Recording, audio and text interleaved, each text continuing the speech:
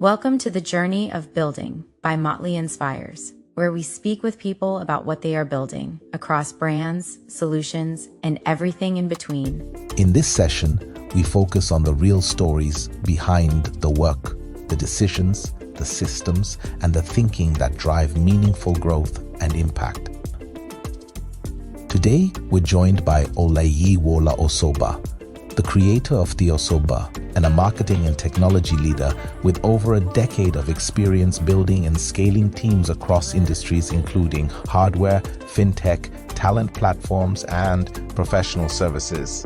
He most recently served as VP of Marketing and Communications at Zone, Africa's first regulated blockchain payment network, where he led the company's digital coworker initiative and built a marketing function centered on human-AI collaboration. Over the course of his career, Olayiwola has held key roles at organizations such as Intel Corporation, Andela, Tech Experts, and Softcom, working across marketing strategy, business development, developer relations, talent marketing, and business operations.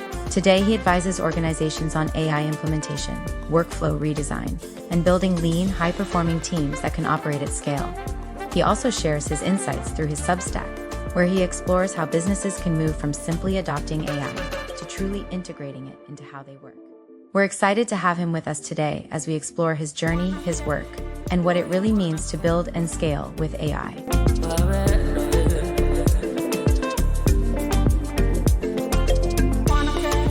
All right. Hi. It's glad to have you. So we studied the same course in school. Unfortunately, we are doing the same career, which is very interesting. Because I didn't think I was going to do marketing as well.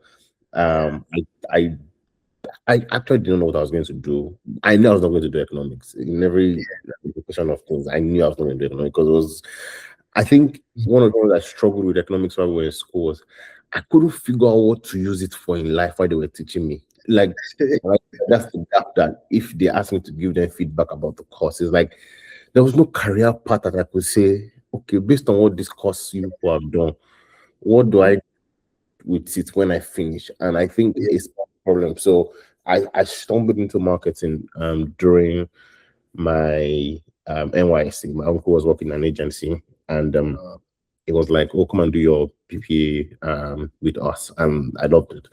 The agent, I don't know if you've ever worked with agency, but the agency grind is different. It's fun. It doesn't pay or give you a lot much in terms of financial rewards or even popularity like the brand side, but in terms of knowledge, it does that. And so I loved it. And I moved to the brand, moved back to the agency, blah blah blah. But yeah,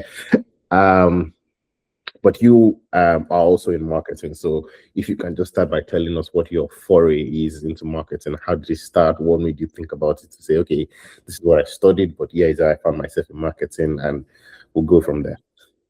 Okay, fantastic. And yeah, Nifemi, thank you for getting me on this platform. For me, right, even before I respond to your question about, my background as a marketing person, I think that platforms like this give people an opportunity to lend their voice to a course, to a topic, and then I never know where this video would eventually get to. So I'm just happy that anything I say today can, in one shape or way or form, impact the life of somebody 5 years from now, 10 years from now, 20 years from now. So I'm really excited and I feel really honored to be on this platform. To get started, I would start by introducing myself first for those people. And I don't know if we've started yet. I don't know if we've started, but I'm just going to start by introducing myself. Okay. So my name is Olayiwola Osoba. And yes, Nifemi and I we studied economics in Babcock together. And for me as well, I didn't start out wanting to study economics, right? I wanted to study accounting because my dad, studied accounting.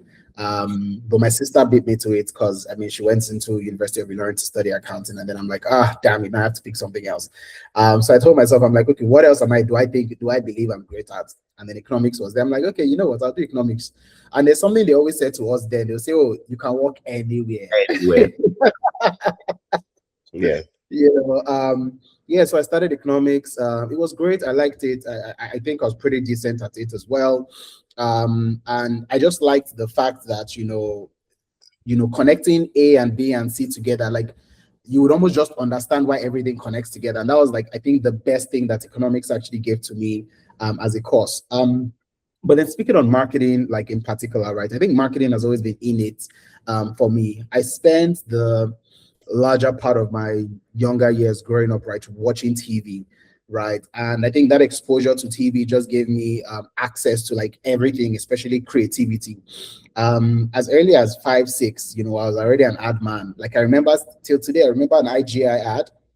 IGI was, I think it was an insurance company, and then it was animated. It was this blue character with a round red head, that would always be playing with his head. Like I remember things like that vividly. And a lot of the things I remember growing up as a child are things that were very creative, things that aligned to just marketing, things that maybe me communicating, me trying to be creative, or me just dancing, just doing some creative thing, in my opinion. So I mean, I've come this far to know that sometimes marketing, like you have the marketing bones, and because marketing is a spectrum, you might just have the bones for like the analytics part of marketing, or you might have the, marketing operations part, or you might have the creative part or strategy part, because marketing is actually a spectrum, So for me, right, early days, being an ad guy, watching a lot of ads and being able to recite them. In short, it's very interesting how not a lot of people remember Senepa Panadol. It was a Panadol ad, 2 women in the background, one woman trying to take white tablet, and then another person was saying, no, this is not Panadol. No, not the same now, no be white tablet. Like I remember the essence of storytelling as early as, 5, 7, 10. So I really do think marketing has been in it for me. And I, very fortunately found myself also, doing marketing. I had a background in GT Bank, and I was working, it was marketing, customer relations, and all of that. And it was really good. So every time that I attempted to do something within marketing, I just saw that it came natural to me. And yeah, that's really how I found myself here. And I always say to people, like, I feel like I'm one of the very few people that, ended up doing what they actually love in Nigeria. So I'm happy to be a marketing guy. Yeah. I think you're correct, because firstly, thank you for like the intro, because I think one of the ethos of the platform is, and my life in general, I always say it this way, that whatever we do is seeds. Seeds definitely would outgrow the people that planted them. And so we don't know in 20 years time. I remember there's a video I did, there was a session we had maybe 5 years ago. Oh no, that's a lie. It was 2020. Yeah, it was 2020. Yeah, I remember 2020. So that's 6 years ago. Yes. And then someone that I'd not spoken to in like years just reached out to me, and it's like, oh, I just watched this thing and it really helped me shape. I'm like, hey, you wanted this thing? It's like I think I still never get used to people saying, oh, this thing helped them, because I'm like, okay, cool. But I that's one of the amazing things of things like this. But let's get into the conversation. Like with marketing, I think the path that we take is different, because you said marketing is very broad. Like it's honestly very broad. I started in an agency, for example, and in the agency, my first job I think was account management, which means that I would work with clients, I would ensure clients is happy, and I ran that for years. I think that's still one of my strongest. It's like I know how to follow up. Like, so the project management aspect of marketing, like you had to, you just threw. That's the hardest part. Like, exactly. I tell people that honestly, people ask me, what do you think you have as a difference? I said, I know how to manage people, projects. Like, it's weird to explain. Like, I know how to manage a client. I know how to get things done and just move on. Like, it's not a written skill that you can say, oh, but like, I just realized that, oh, I'm actually really good at, and maybe I learned it from, because I did account management, I became a senior account manager, then and then I moved to the branch side, which I led, because like even when I was on the branch side, I was managing my team and my bosses, like I was managing them like account managers. Like, oh yeah, I gotta give them update on this. I have to have a plan for the month. I have to have a structure of what this would go like. But then eventually, I think also because I had all that medium of creativity personally, so I wasn't necessarily starved of that.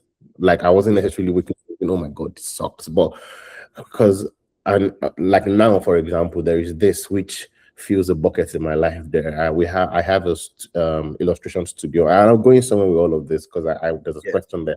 I have an illustration studio whereby we tell stories in languages. There's a couple of things that even if, let's say, we work together in the same company, that doesn't feel a complete bucket. This other one feels. So I was fine with just managing them. But then after a while in marketing, I think after I did marketing abroad for a few years, I was like, what are you people even doing in this Nigeria? Like, people like, what are we doing? Like, we're just doing the same billboard and all of those type of things. So I wasn't like as if I knew better. So I wasn't even saying it from a place of I was better than them. I just did not even know better as well. Like I was just like, because I didn't have a formal training. I want to do it, but I've been burnt once when I joined for one fellowship, and after paying their money in USD, did not say that they've closed the fellowship 3 weeks after. So Wow. So I'm still trying to figure out the right way to get formal education in marketing, because I want to actually do it, because I studied international business in my master's, so I'm strategy. So, but then I sort of found my way in 2023 into analytics, strategy and data. And I realized that that's what I actually really liked. I like to connect the dots. Maybe that's because we did economics in school.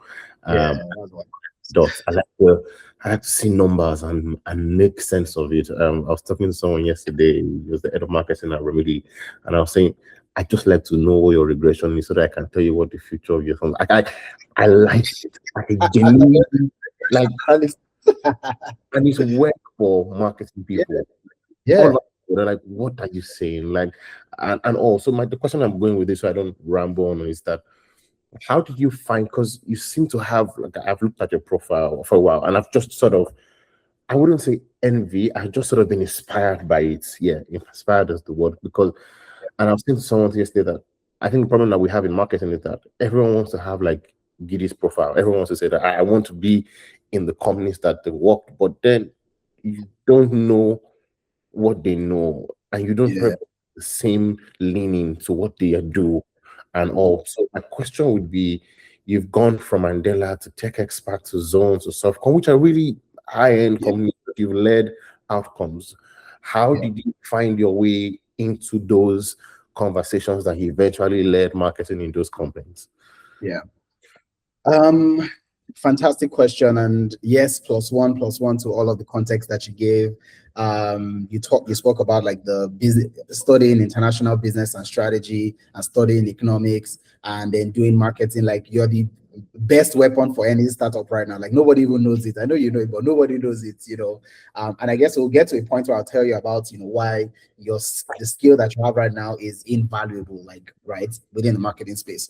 To respond to your question about the work that I've done, I think that's one answer, right? We always underestimate the value of mentors early on in our careers.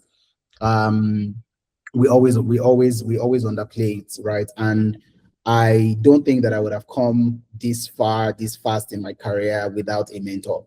I was very fortunate at the start of my career to find people who were very, very much heavily invested in my career. They're like, yo, look, you're a smart guy. Like, they could almost just tell that, okay, this guy is a smart guy. This guy can make it right to the top, but then he needs the right level of mentorship.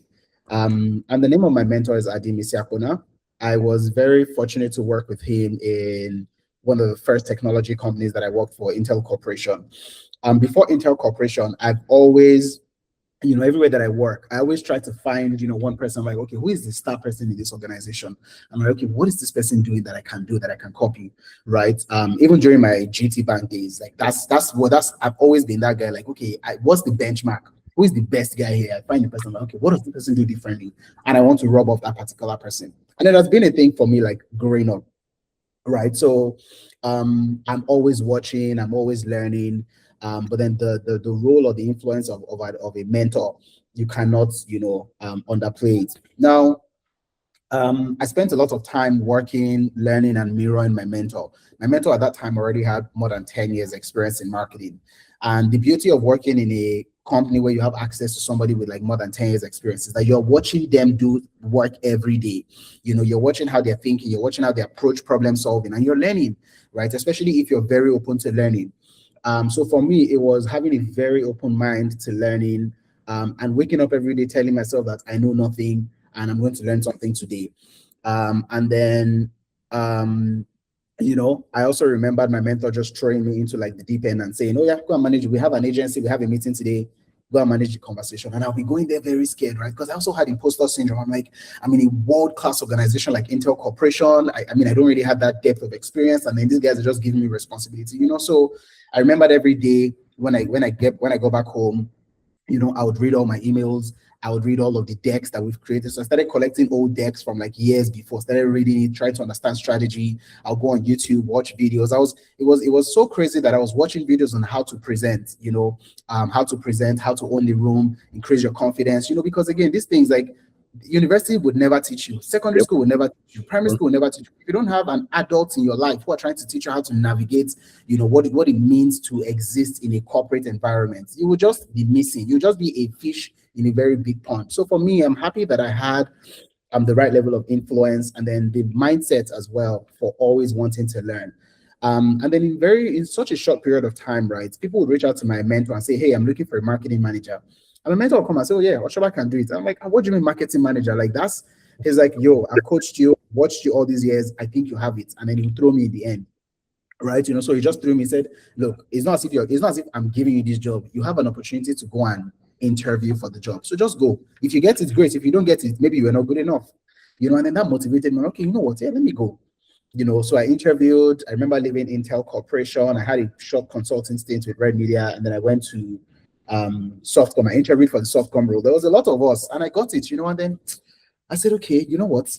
Let's see how it goes. And then just that same mindset, I got into Softcom. There was Sean Williams, another influence in my life, you know, and then it was just me staying very connected to like all of the mentors that I had, having that mindset of always wanting to learn. And then anytime somebody needed something to be done, and like, oh, we need to create this deck. I knew I didn't have time. I'll say, oh yeah, I'm happy to do it, right? Because what I learned growing up, or what I learned, you know, at the early stages of my career is, if you do something today, it is your experience. Nobody can take it from you, you know. So I got into the habit of always wanting to do. A lot of my friends had businesses. I'll call them and say, hey, what's up? Let me come and consult for you for free now. And I knew that, you know, I could experiment with my friends' businesses, you know, okay, this idea, this is what you needed to put. So I was doing all of that at scale at the early stages of my career. And all of a sudden, I just realized that, you know, the leadership skill that I needed, the strategy, all of the depth of experience that I needed to operate you know, as a market leader, you know, I just started to gain all of that. Yeah. So I guess if I was going to summarize everything that I've said, and I apologize for being long-winded, I would say never I would say never underestimate, you know, the power of having the right influence and the right mentors.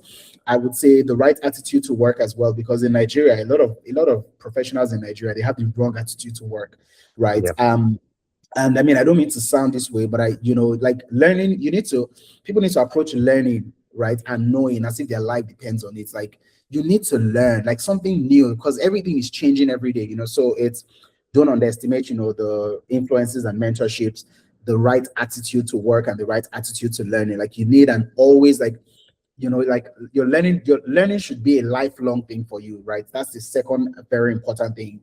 And then the third thing, you always have to be in the action. You never want to miss it from the action. Some people will know, some people say, okay, you know what, they'll be hiding from work. Oh, I don't want to do it, make the mistake. That's the only way you learn, you know. So, and then most importantly, you kind of have to put God, you know, like, and I don't want to go all pastor, all preachy here, but you have to put God at the center of it.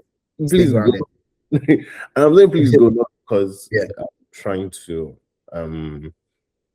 like the current role I'm in, so it's weird. I'd never done analytics prior to then.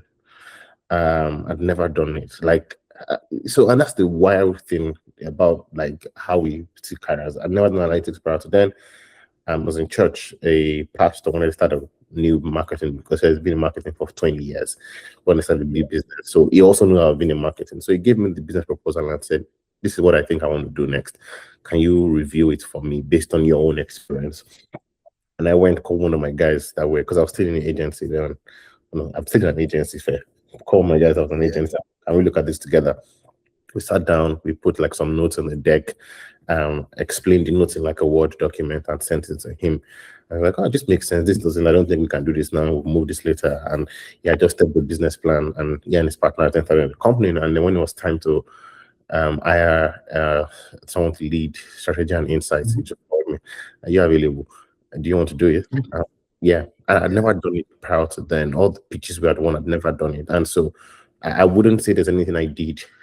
I mean, it will look like, well, because I answered him, but like it's providence. It came to me without some of these things. Like I hear you in the context of be prepared, work hard. And I do, like, everybody should do all of those things because it's just meant to be something that we do. But like, there's nothing that says that it's the working hard that make them choose you out of 100 candidates.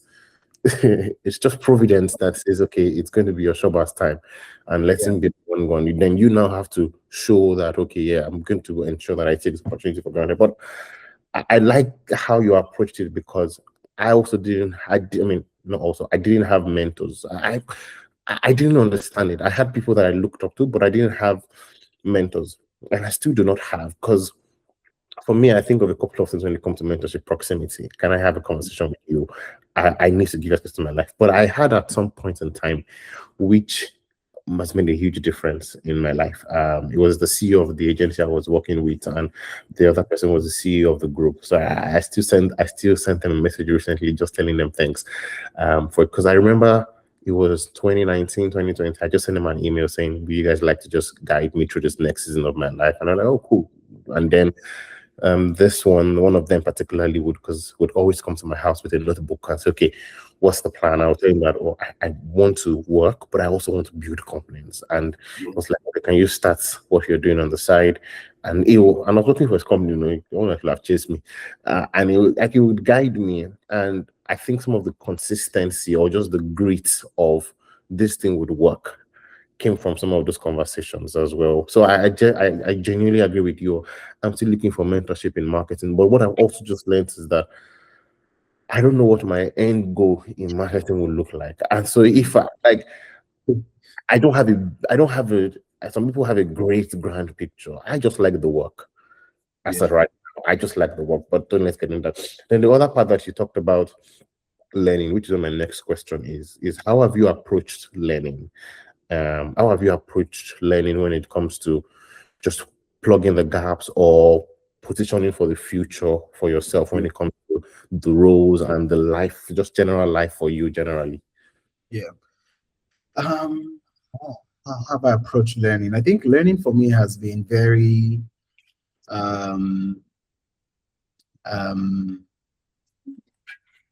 it's been I think I've defined a mentality around what learning should look like, as opposed to making it conventional, right?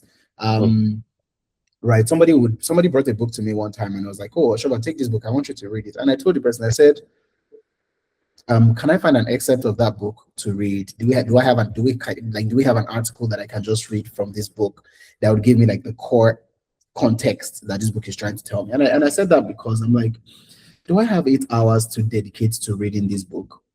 Just to get the core idea of this from this particular book. And it's not as if I don't read other books. It's just being deliberate with like learning, right? The accounts that I even follow on social media, the accounts that I deliberately follow on YouTube, right?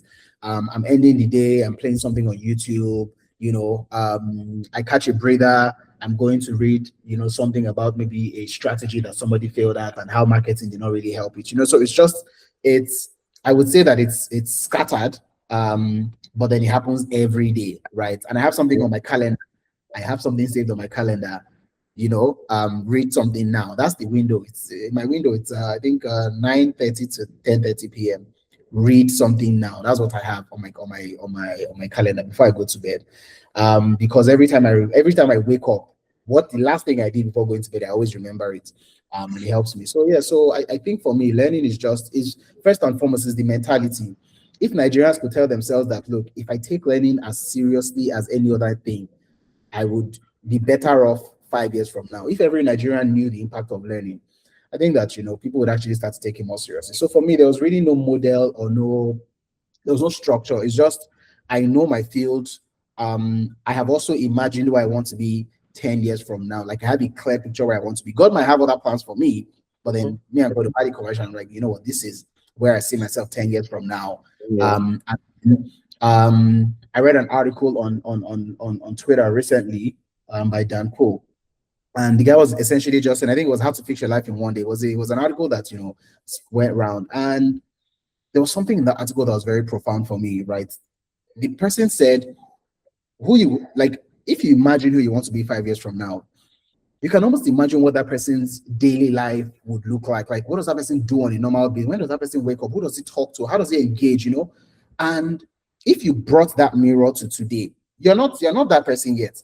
But then, if you start acting like you are that person, like the habits that that person would have, the type of relationship that person would have, you would realize that 5 years from when you started to that point, there's a very high chance that you're either going to meet yourself at that position or you'll be farther off. And it's very daily. Like when you wake up in the morning, you're asking yourself, what am I doing today? How does this particular thing advance, you know, my life? And I also remember reading another book the book was called The Book of Essentialism. It's on Audible. And I'll share it with you for you to read. You know, and that book was the first thing that taught me about a bad habit that I had, you know, because again, I've advised people to always say yes and yes and yes, you know, to any task. But it's important that as you continue to grow in your career, you now need to start learning how to say no, because you know, like so it's very interesting how you know you need to be deliberate. And I read that book of essentialism and I realized that what I was doing 5 years ago, like some things have to stop. Yeah. You know, being available to do work for everybody and anybody, you know, stretching myself out. You know, I still thought I was in the process of trying to gain experience. I didn't realize that I already had that depth of experience. And then now I needed to find a way to use it to help, to still be helpful, but then also use it for me. Yeah. And that's why I'm not trying to put any structure to learning or whatever. I'm just saying, like, you need to first and foremost know the goal, like where you're headed. And then again, the things I said before, never underestimate the influence of mentorship and influence, you know. Lifelong learning is very important. Like you have to be religious about like lifelong learning. And then you just like you have to put God first, 100%. So I think that like that's what I have to say about that question of learning. Yeah. Okay, I think thanks a lot, man. I really think that's amazing because honestly, like when people hear learning, and I really like your perspective because again, like we said, we don't know where this is gonna get to. And one of the things I always avoid in my conversations is when I'm talking to people, I get a police or someone says, "Can you give me an advice?" I try not to make you look like you are failing, because there's some people I don't listen to, like even like pastors, not because they are not good, but I leave this conversation feeling like, where will I was going to say something right, where will I start from? And honestly, I feel like, because really, like this year, I've been more conscious about learning. I've taken a course in Coursera for the first quarter. I'm taking another one this quarter. My YouTube has my interest from startups to marketing to interior decoration. And it's what, and I put interior decoration there purposefully because like I like it. Like it's something that I think about. Really? Like, I always look at it. Why do you just I spend a ridiculous amount of time? Like when we moved into a new house, like and maybe because I do marketing too, I would go into Photoshop and I would sit down, draw the layout of the house. This should go here, this should go here. And I'm always tinkering with one thing or the other. I don't know if I'm ever going to be an interior decor, but at least within my own 5-bedroom or 1-bedroom house, I will do whatever I can do to make it fine. So, if someone asks me about learning now, it's easy for me to say, oh yeah, take learning serious. But really, it's not, there's nothing dramatic I'm doing. I see an article, I stumble on an article, I learn. I think the only thing that I'm doing consciously, to be honest, is take more professional courses, find more professional gatherings that you can go and read more books. Those are the only 3 conscious things that I can say, okay, I've set targets towards to say, in the year, do 4 courses, 1 per quarter. And I just finished the one for last quarter last week, so I'm not even making a significant progress. Like, no, and I'm not trying to belittle the thing, but I understand. Yeah, but the book, I started reading the book, and I like, please send me because I'm just switching to Audible because I realized that I take a lot of walks now. At times that I'm out walking for like 3 hours, I might as well just plug in my ear and listen to a book by then. And so, but the point is, I really like it, and I'm not even trying to gas you up. Like, a lot of people will come and talk about learning and they'll be like, and I'm not saying it's not their reality, it is their reality, but it will make you feel like, okay, we don't have to go to Notion and put a structure. Okay, this week I need to figure out this. And automatically, I feel like 90% of the time, anyone that already is grounding yourself off. Because, and I'll end it this way before I ask you the next question. I remember when I was trying to start to figure my finances out. The first thing I started doing was going into Excel. It took me like 2 years before I could finish my structure of my Google Sheets. Or I didn't realize that it was after the 2 years I realized that the habits I started forming was what kind of now helped me finish the Google Sheet faster. Because then I had already formed those habits. Oh, I give to church, I give to family, I give to these organizations, I save this percent, I have a mutual fund, I do this one, spend this, I go to the gym, I buy groceries of this amount. So because those habits were already formed, I could have buckets to say, now I can have a structure of okay, when money comes in now, I do a job, someone gives me 50 million. I'm like, okay, I know, but I didn't know then that you have to first to get the structure. If you start from the structure, it's almost like you're trying to define yourself. What I've learned from Giddy, and it's not up. And that's why I really appreciate the way you explained it, because everyone will look at your career now and they'll think, because if you go to your LinkedIn profile, they'll say I've had business. Giddy sat down, he wrote his and this year. Like, I'm not saying you didn't do any of those things. I'm just saying that it leaves. I feel like I always want to leave people with the relief of you can start wherever you are. That's always my goal. Like, I want to relieve you of feeling like you have to first go and figure it out. I want you to feel like with what I've heard from these people, I can pick it up today and start without any block. And also that's why I'm really grateful for that. The question now, let's get into the other part, which is artificial intelligence. Genuinely, I'm a big fan of you. Like, I'm not even like, I don't gas people up if I don't mean it. It's like, I'm a big fan of you. I've always been inspired by your career, like, and always very intrigued by it, but it has also helped me, like, because honestly, that time I'll be like, Femi, you do this marketing now, you should be working in this place. But I've also learned that parts are different, and it just sort of helped my heart a lot. But I'm very inspired by you. I'm not going to mince my word and just say it. Like, I'm very inspired by you. I see how you take upon big things. I see how you manage life, and I know that there's a faith level to it as well. So I'm not giving you all of the, but like you do inspiring things. I followed your AI stories and journeys on LinkedIn as well. I've read every article that you've shared, at least to the best of my capabilities. And my question is, why? Why did you start? Like, why is this something that you saw that I need to build in this area as well? Why? This is a fantastic question. And I would not have asked, like, I would not have wanted it to be asked any other way. We studied economics, and in this conversation, we've spoken about, like, the beauty of economics, trends. The reason why you're asking somebody for data is because with that data, you can almost predict what is going to happen in the future. As marketing people, right? I remember I was on a call yesterday and somebody had asked me, "Oh, so Mr. Osoba, yes, can you give us an advice on this particular thing?" And I said, "I will not do that." I said, "Oh no," I said, "Look, I just came on your account. This is week 2. I don't think it's healthy for me to come in here and then all of the work that everybody has done, I'm now going to come and start saying, oh, you're not doing this right, you're not doing it." I said, I don't have enough context to tell you guys what you need to be doing. Why? Because I also haven't looked at the data, But then 10 years ago, I could have just come and say, okay, yeah, so, we'll do social media, we'll do this one. In marketing, I've also learned that you can just pick 2 things, just only 2 things, and do it well. In short, only one. Let's joke on this. I've looked at this enough in the last 2023 that I've been working fully in data. I've looked at data and I can point that. See, so most of the theory of the data I look at is within digital. So I don't get to. I look at digital data a lot, and I always can tell people. I can tell you just one thing. And if we focus on this one thing alone, this one thing in your digital plan, it will work. Okay, no problem. So because we've studied marketing, we've studied economics, like I think anybody who studied economics, like your brain is almost just looking for trends and patterns. what my brain does. And it's so beautiful because even with marketing, like I'm doing marketing, and because marketing has a lot to do with human beings.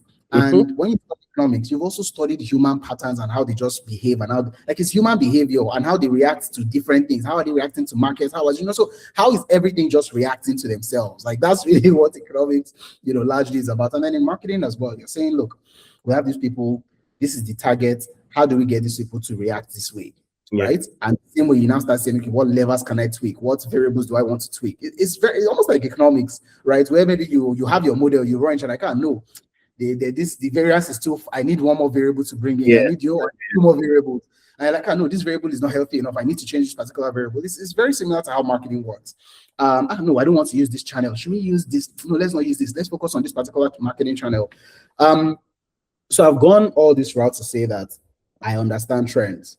I've lived within a lot of trends. Like, I've seen trends happen where I'll say, this is what will most likely happen, and it has happened, and I've missed out on it. Now, artificial intelligence is the biggest invention that my lifetime would ever see. I'm not even 100 yet. And because of trend, I've stepped back and I've looked at it and I'm like, whoa, 10 years from now, like, the influence of artificial intelligence on everything about humanity, from how we work to how we live to how we interact to how we communicate, everything is going to change. This is people are going to watch this 10 years from now, and they would see that Osoba Olayiwola said it. Everything is going to change. It's just that in Africa and in some countries, sometimes it's always slow. And if you're not looking at it every day, you will never see it until one day you're like, hold on, how did our world change? Right? I'll take you back to the era of internet, right? The .com era. Every business then, set up your website. They're like, no, the .com era is not going to change anything, But people who actually took their businesses online, made a lot of killing, got customers online, understood what it means to sell online and all of that. We had the likes of Amazon and the rest. Social media came on board as well, right? And then at that time, us marketing people, we're already seeing the influence of social media, right? The people who actually learned performance marketing and whatever, they were the early adopters of it. And then, they used that to make a killing. But I'm saying all of those things that we've seen that has redefined, us as human beings. Because let me tell you how the internet redefined us as human beings. It redefined how we communicated. It redefined how we spoke to ourselves, how we communicated. It even redefined how work was done, right? All of a sudden, people started having like Google Sheets. It redefined banking. Before you go to one branch, you would only reflect the next day. You understand? So that was internet. Social media as well redefined the way that we communicate with family. It redefined the way that we operate. People close every evening. You see families sit down in front of the TV to watch the TV. But then now everybody's holding their phones and scrolling through their phones. Like, behaviors have been shifted and altered because of a particular technology. And I'm saying that what internet and social media did to humanity and everything about us is not even up to 20% of what AI would do to us. And I'm like, something like this that is going to have this much influence on our lives, the way we live, the way we work, everything about us, right? The only way to stand out, and for me, I always tell you, I'm looking at people and I'm saying, how can I stand out? The only way to stand out is by harnessing it and knowing it. And I'm not saying knowing how to use it to send an email, like understanding it to the depth of it. I always tell my friends, I'm like, it is me and this thing till the end. I will know you. I don't have an engineering background, so it's slower for me. But then between last year and this year, I've done like software engineering courses. I did a 3-month software engineering course. I did a product course. Again, remember, I'm a marketing guy that I'm already like at the, head of like, my marketing career. Like, I don't need to learn these things because nobody expects you to be doing as a leader. Right? I will just tell people what to do. But me, I've never had that mindset. I always want to do. At least let me know how to do. So because I know how to do, it's easier for me to then tell people, okay, this is how I think. It's easier for me to have an opinion when I know how to do something. But when I don't, I see a lot of OG marketing people who did marketing like 30 years ago, and then sometimes you're telling them, we'll do this. They say, no, and I'm sure you've met people like that when you're consulting for some brands where they have maybe their brand manager is a 50-year-old man that was great at marketing 30 years ago. When you're saying, okay, so this is what we do. You say, no, that's not what we're going to do. And like, look at the numbers. This, you say, no, that's not how you do it. Based on review board. And like, that's the waste of money. We can be more efficient with marketing. I don't know if you understand what I'm trying to say. So, and that's because they stopped learning. And the moment you stop learning, the day you stop learning is the day you die. And everything that happens after, you really do not know. So for me, right, one of the reasons why I've taken AI so seriously is because AI is the future of humanity. Yeah. It is going to be the future of humanity. It's going to power cars, it's going to power businesses, it's going to power everything. And I think that anybody who is not, because AI has replaced all of us already. Anything that can be done on the laptop, anything that can be done on the laptop, AI can do, right? Like I wake up in the morning and I'm seeing like all of the things I've automated. Sometimes maybe before I remember I was going to bed last night, I'm like, I didn't do this thing. And I went on my phone and I texted you, I sent a message on Telegram to my bot. I'm like, oh, by the way, please help me send this email to. There was an email I sent to you. I wasn't the one that sent that email. 2 emails, the last 2 emails I sent to you, I didn't do that. I told my agent, I'm like, tell him just yesterday, this thing, tell him Saturday, and then let's go. That was all I had to say. And then I went on to do something more productive.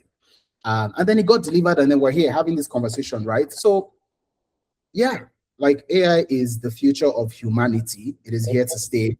And for me, right, I think that we need to understand how to harness it for ourselves. And that's the only way you stay competitive. Whether in your career, in your life, anything. In the morning, AI gives me briefings, like stock market briefings. And then it's advising me on, these are the things that you need to do or where you need to put your money. Every day, I get that. Every morning I get automated, like my AI tool has already gone through my emails and then it's already giving me a briefing of what my day is supposed to look like. Look, it's the future. And I think I'll just before I start sounding no, please. Like I feel like it's also the present. It's not even just the future. Because I've seen, oh God, it's amazing the things. And I think for me, the difference is I'm not afraid of it because I'm just like, oh yeah, this thing is going to help my life dramatically. Like it's going to let like mad. I'll give an example. I run a couple of businesses, and typically would have hired a business development person, and then they would figure out how to do it. But the business is still in the early stages, so the leeway of number of people we can hire is tiny.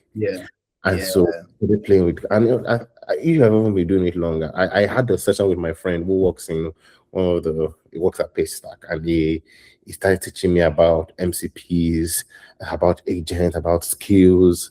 And I'm like, I'm not even like, I feel like I'm not ranking, but I'm still on the surface level. Like every time I'm like, almost like someone asked me a question, oh, why are you paying for all these multiple tools? And I know I'm diverse. And I said, see, and this is how I think about this in my because I studied economics. I said, see, this tool is $31. That's like 34K.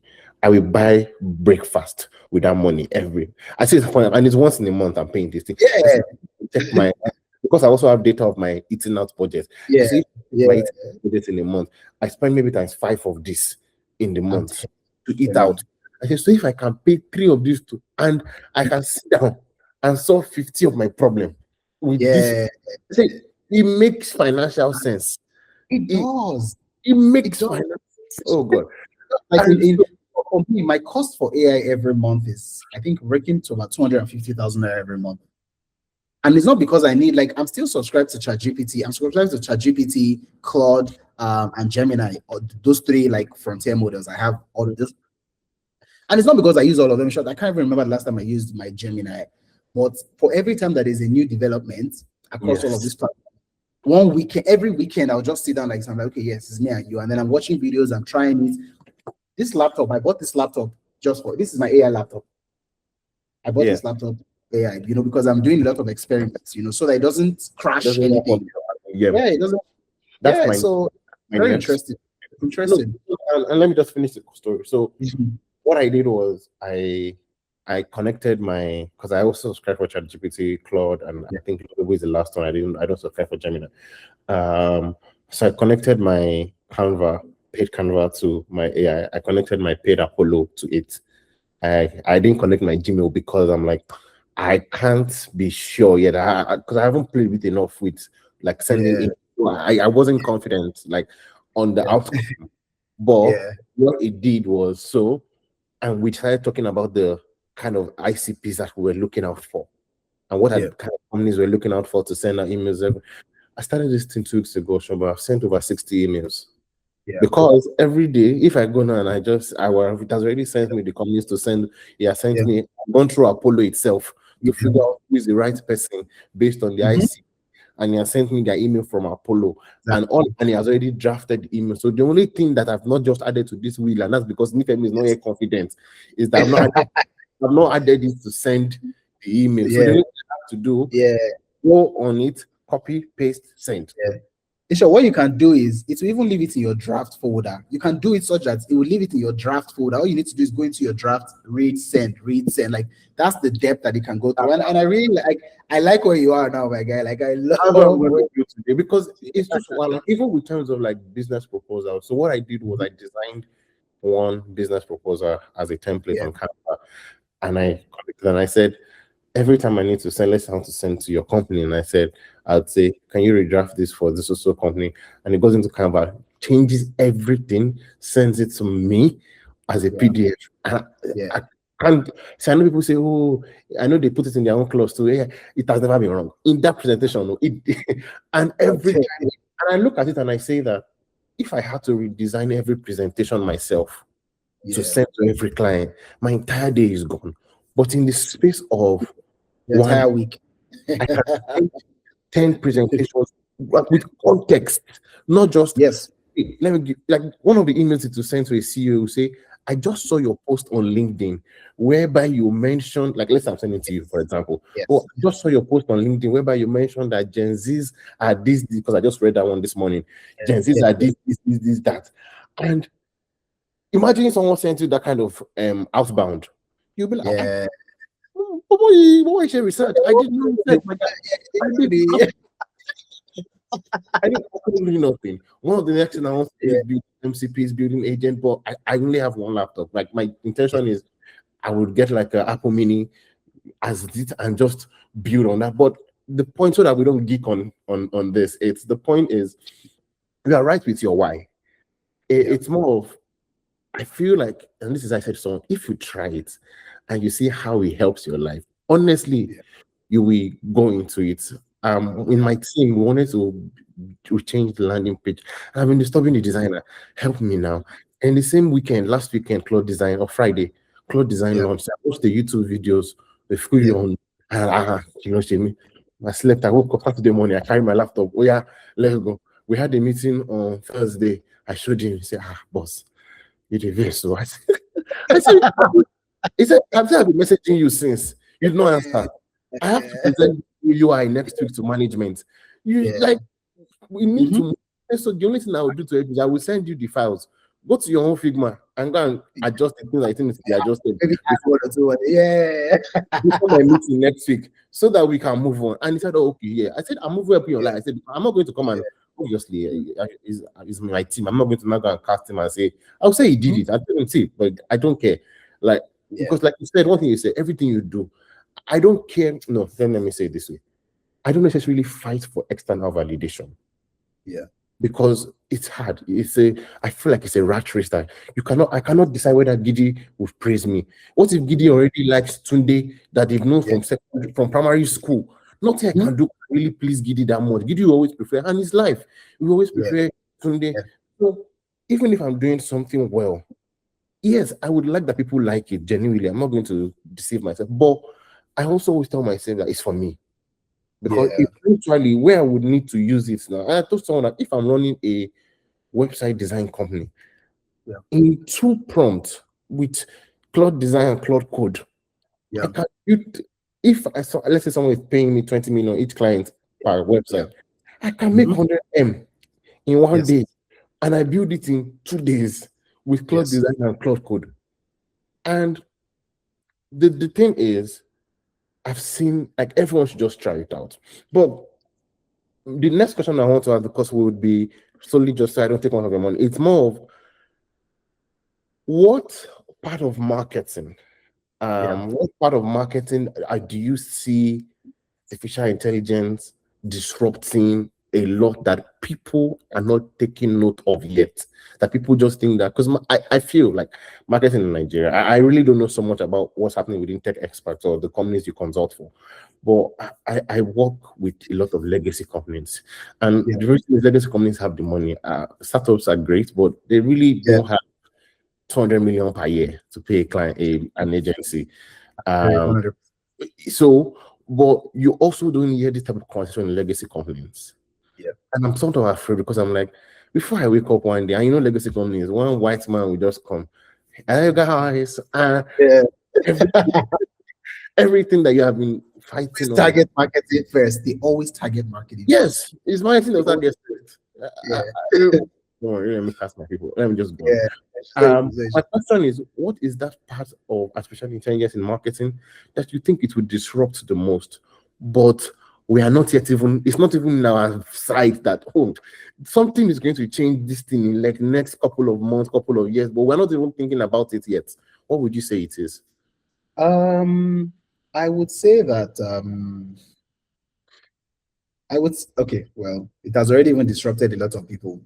Copywriters are gone, SEO writers are gone, content writers are gone, UI UX design, it still exists, but I mean, you know, there's some marketing work they're trying to do an event. I need a landing page for the event. All of those guys that do landing page, they are gone. Analytics, well, maybe not yet, you know, but then Manus AI is, like very soon, very soon. Analytics and performance very soon. Like, and I say very soon because AI can do the work, but then AI will not go and present to the board.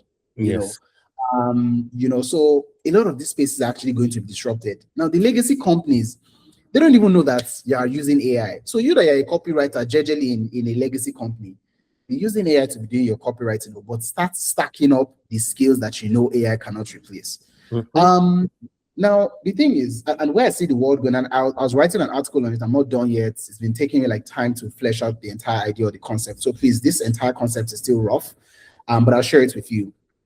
AI is going to disrupt a lot of things that we currently do today, right? And I'm sure you're already seeing like AI slop content. As I am right now, I can automate an entire like end-to-end like marketing campaign, right? Where from the graphics that we create to the copy to posting it to scheduling the post, I can automate all of that already. But then the thing is, you see, when you give AI your designs to do for you, AI doesn't understand exceptionalism. Like, and for marketing to connect, right, it has to be exceptional and remarkable, right? If it's not remarkable enough for people to speak about it, then it's just noise on the internet. Every day, right, more than 1 billion piece of content is posted online every day. More than 1 billion is posted every day. And then what we're seeing, you know, every week and every month is that the volume of content online is so much that these days I'm actually starting to see a trend of human beings open their social media and they're like, they're just scrolling like, what am I even going to watch? You know, and then because of how overwhelming it is, you drop it. And then people are now finding comfort with WhatsApp stories. People are finding comfort in their WhatsApp FPL chat group. I'd rather read the guys that I know bantering and laugh than go on Instagram and go and watch content creators, because social media isn't exactly social media anymore. It's a content piece. That's what I call it now. It's just people you know, people you don't know. It's an entire content abyss. Now, as a brand, you are literally shouting into that abyss.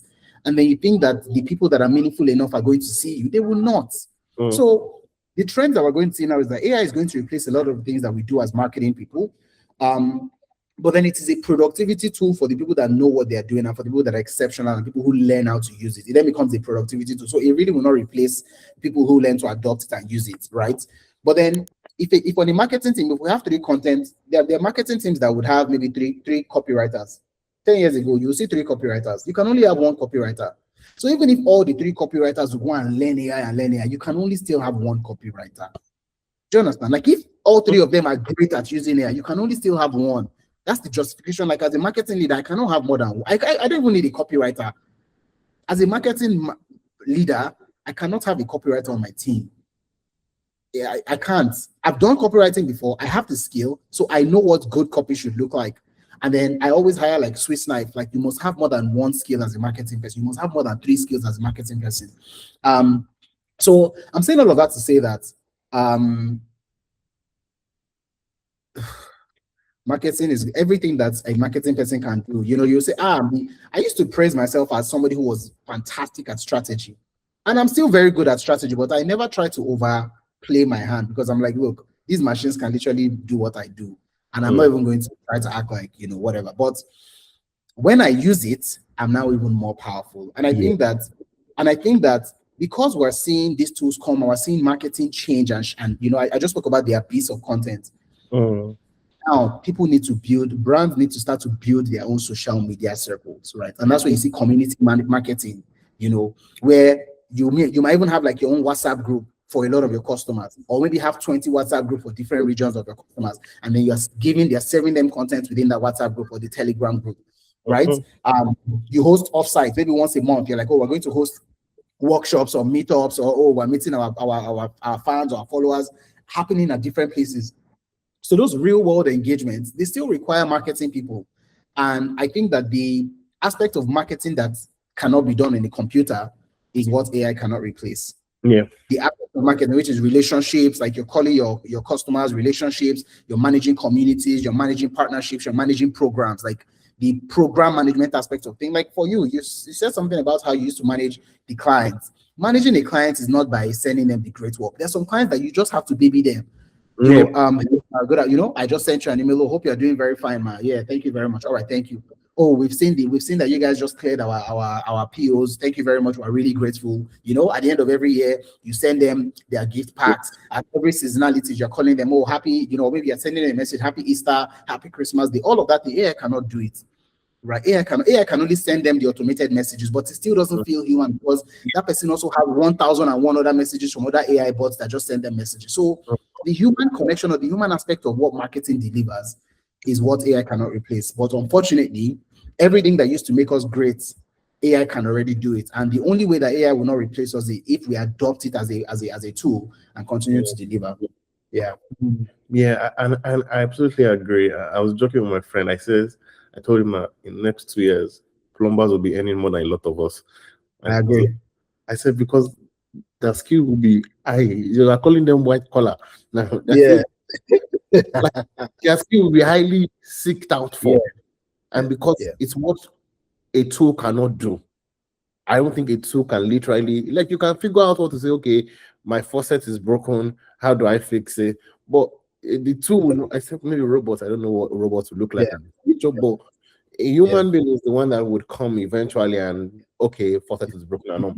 But I agree with you with the human part. And this is how I always said it to people. I said, I don't know why we fight artificial intelligence. I said, because in my own head, I say it like, artificial intelligence gives us the free way and without guilt to be human again.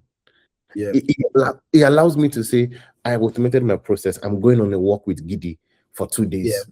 Yeah. And I catch up with you and have conversation. And I'm not thinking of, oh God, this client is going to send me an email, because I know that everything that's regarding to my work is still being done in the back end, and I can be human again. Exactly. I feel like at some point, with the way the world was going, and I'm not going to fatalize it, human beings were becoming machines.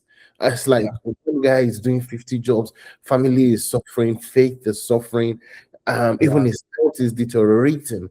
And I can have to. So what I do, strategy, like you said, I also used to be very like, but like now I'm like, I don't even feel sad again, because I'm like, what would have taken me 1 week? If Osoba pays me 5 million now for a strategy document, I'll say Osoba paying me this kind of big money.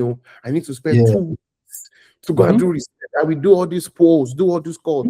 In 3 days, I have a different tool that will do the research. I had a different tool that will put the research. And because I have built a skill within my AI tools, both ChatGPT and Codex and Claude, that's such that he has all my strategy document done together and knows the way I think. And then in the third way, we're having the conversation together on the tool. And I have a design tool too that will just create the design. And I'm done. Yeah. If I tell you in the contract that it takes me 2 weeks, it took me 2 weeks because I've learned it, but days or 5 days from the 2 weeks to spend time, really enjoy the money that you actually now paid. Because typically, and that's why I'm not worried, because I'm like, this is helping me to be human again. This is helping me to go out there. I know that there might be, it's like with the internet.com, lots of jobs, but people get their jobs back. Like eventually, I don't think we can live in a world whereby people would get the jobs back. There will be new types of jobs that people would learn. There will be new types of opportunities that people will learn for. So at this beginning stage, everyone is jumping into, oh my God, let's fire them. We don't need them. Eventually, you realize that, yes, you might not need the same breath, but you not need a different type, people that can be human. And so Exactly. I said, go and learn soft skill. Let's just go and all Yeah. learn skill. How can I sit Telling down in a car with Osoba and we are talking throughout without any? you. Because I think Yeah. that will begin to show that, oh, I really enjoyed this conversation well, because the interviewer knows that Nifemi can do this. I mean, let's say Nifemi is the bot. The bot called Nifemi can do what he Yeah. do. You just needed Yeah. somebody that has the capacity to lead teams, to have Yes. conversation, to present, like you said, to talk, to engage people, to think and say, this bot is not doing this thing well. And that's where we'll go. Yes. I agree 100%. 100%. I agree. I also want to put a disclaimer because I know that I said AI would replace everything that we could do on the computer. And this call wasn't exactly designed for us to dive deeper. But the one thing I want to say is I said something about 3 copywriters, that even if all 3 copywriters, go and learn how to use AI, the company can only still keep one of them. And the person that the company would pick is the person that has taste that is different, remarkable taste, right? Because all of us will use the AI now, but then after we've used AI, there's also the human part of using it, because you have to revise it. And that's what we're seeing with a lot of Nigerian professionals. People don't even review the work from AI. They just take it and send it, But you see, AI has done the work. You as a human, you now need to review the work of that bot. And I promise you, if you had experience, you will see some things that need to change. But if you didn't have experience, you say, okay, yeah, it works, and you're sending it off. So you see, of those 3 copywriters, the person who has enough experience to know that, look, the audience we're trying to tell this story to, this is how this, if we arrange or organize a story like this, it will land better, right? I know Nigerians, I know how they think, I know how they work, I know what would work best.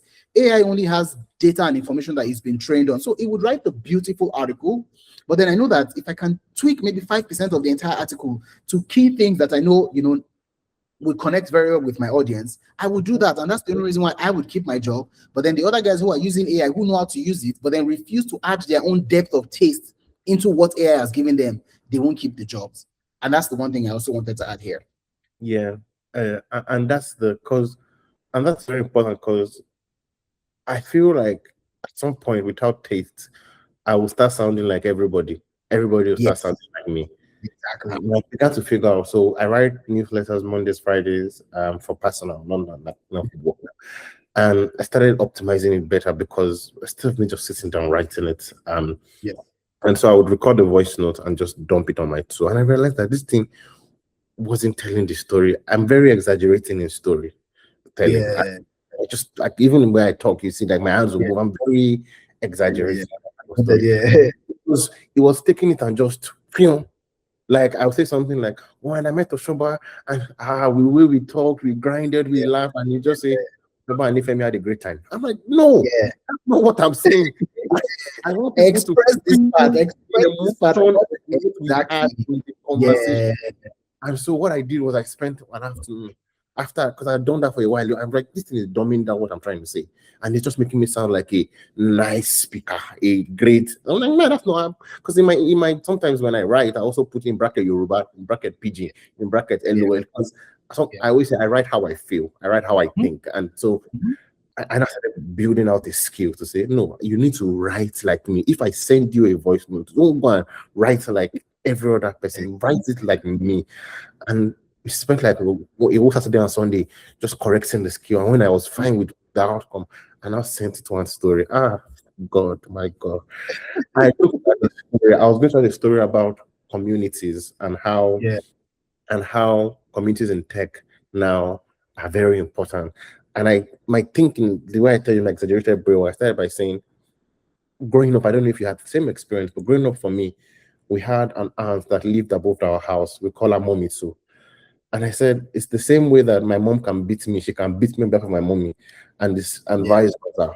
And it was a way that community shaped how we grew. I linked it back to the start of places like Facebook, where things are built in a school, things are built in, linked it back to companies like Paystack when they started, and Flutterwave and how they started, and now linked it back to the point I was making.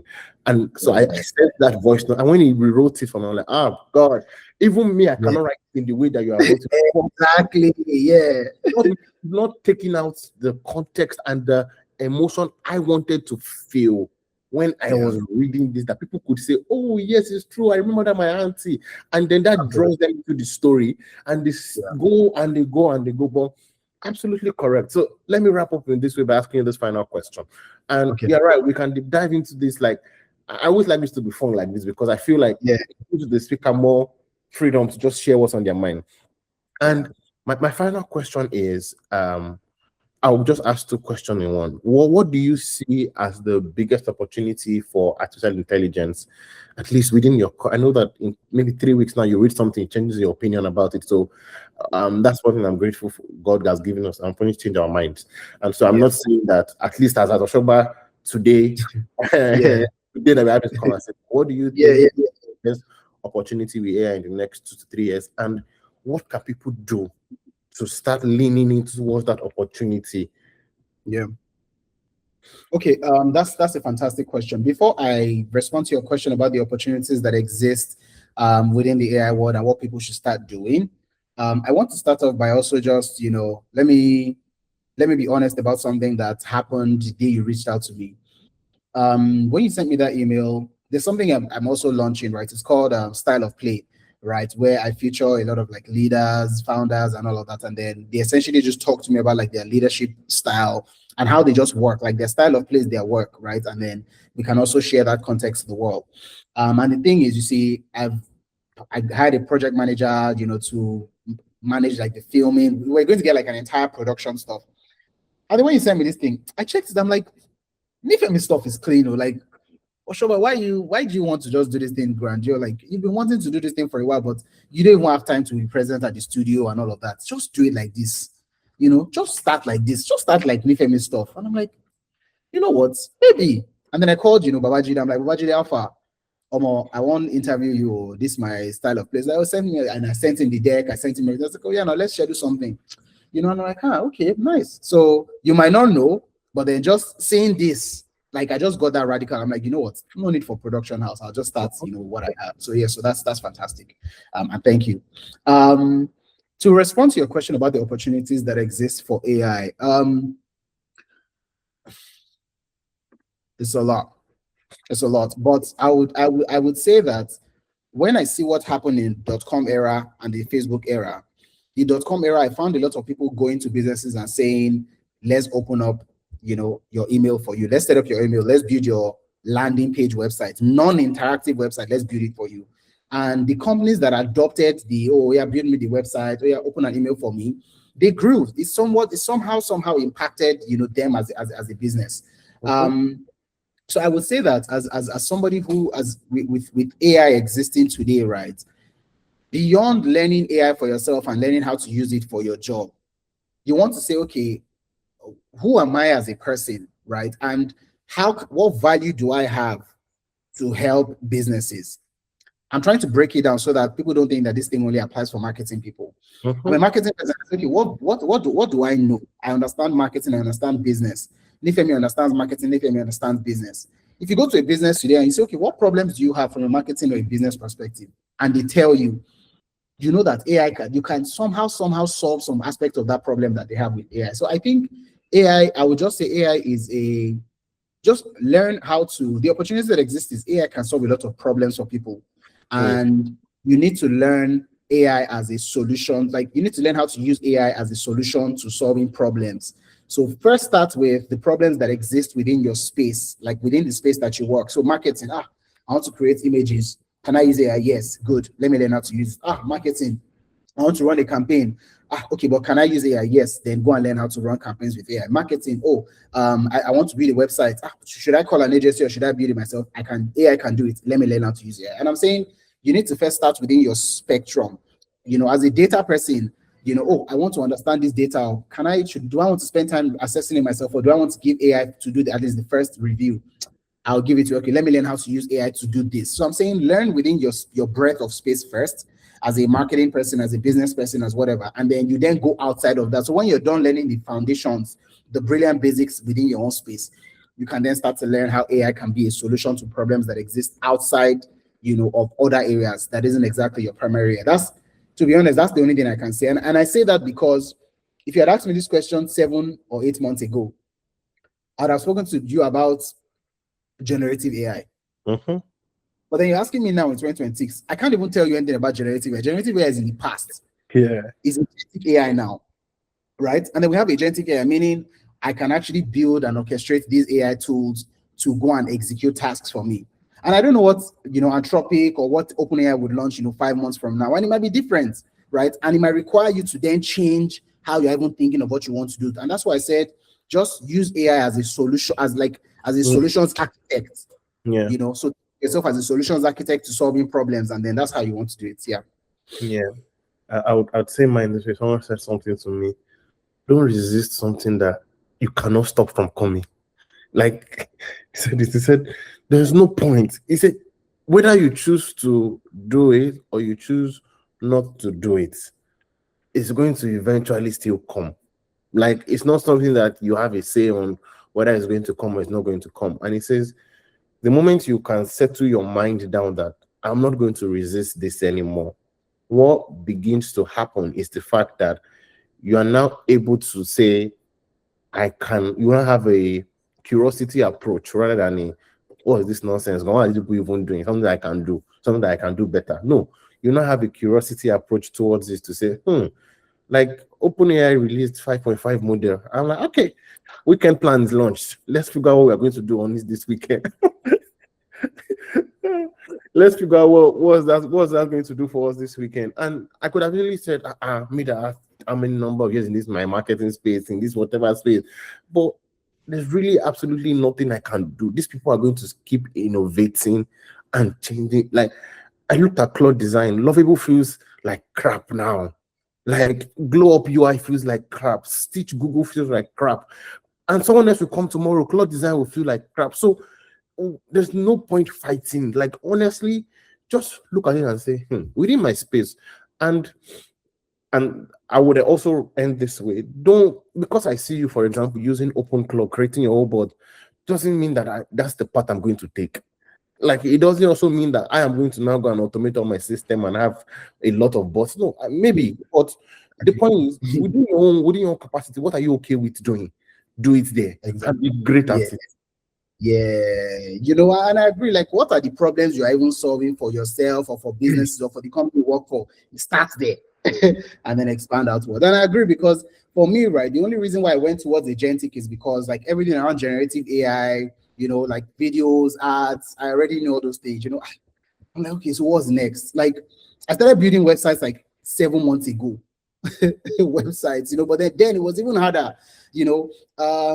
9 or 8 months ago, I was learning how to use Anything, and it was so technical. And then everything I learned about Anything, I realized I don't even need today anymore, because why? These guys, they built, automation. Automation is now easy. Yeah. But I went and was learning Anything. If only I just not learned Anything, I would have saved that time. But again, for me, I told you at the start of this meeting, I said I'm here. Everything I'm following, like the way as they're flowing, I'm flowing with them and I'm learning everything. And that's the beauty for me, man. I think we're in a fantastic era, man. And this is a great time to be alive. Like, Nifemi, do you know how many, like, as you said, see how many decks you are doing at the same time, and you are here. And I'm sure your AI bot is probably cooking somewhere. And you're here, productive. So yeah, that's fantastic time to be alive, man. So another example I'll give is I created so I always do like yearly goal planning, and I always try to review quarterly, monthly.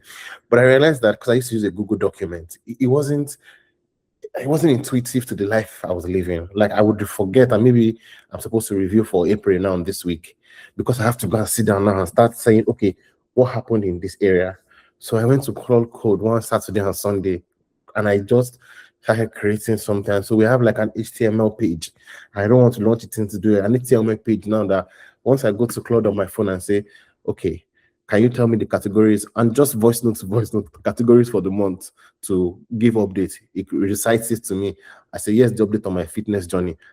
And it goes to the code. Adjust everything, changes the dashboard and says, this is what you say you wanted to do. This is where you are.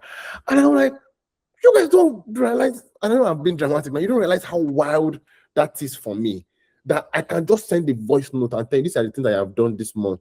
It updates my entire life OS and shows me and sends me as an email to say, here's the summary of what you have done in the month, and this is tracking to the goal that you have set, and I don't have to type one word.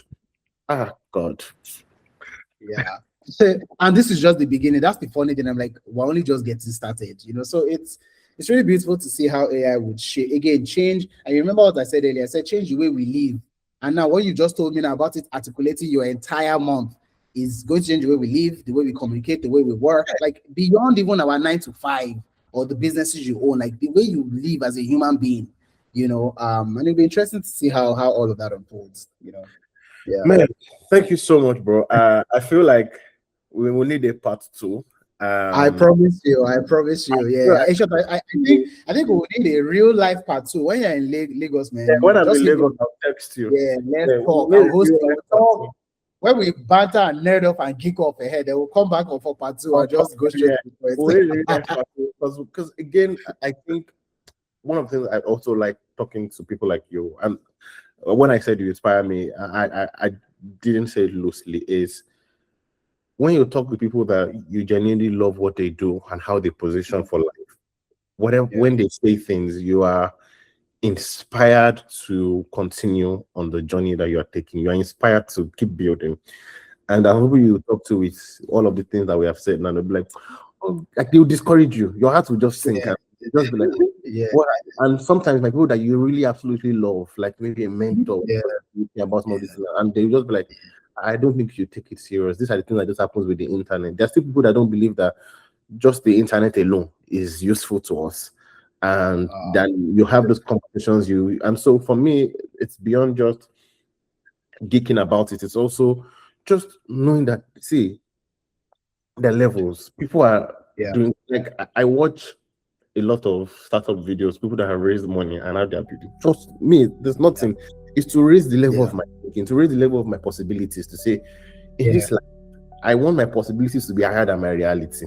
It's like let the things that I think I can achieve be higher. And then I realized that it's by talking to people that they're either there and them sharing how they got there or where they are, or watching people that are currently on that path. And so that's what this conversation has done for me. And so definitely when I'm in Lagos, I'll just text you. We should have a sit down and geek up, because I genuinely think that it's probably one of the most beautiful things that I have seen in my lifetime. I promise you, my lifetime, man. Like, I mean, when we see Sha, you know, whatever you've learned, whatever tricks you've learned, I'll learn, and then I'll definitely like show you, you know, all of my setup and everything.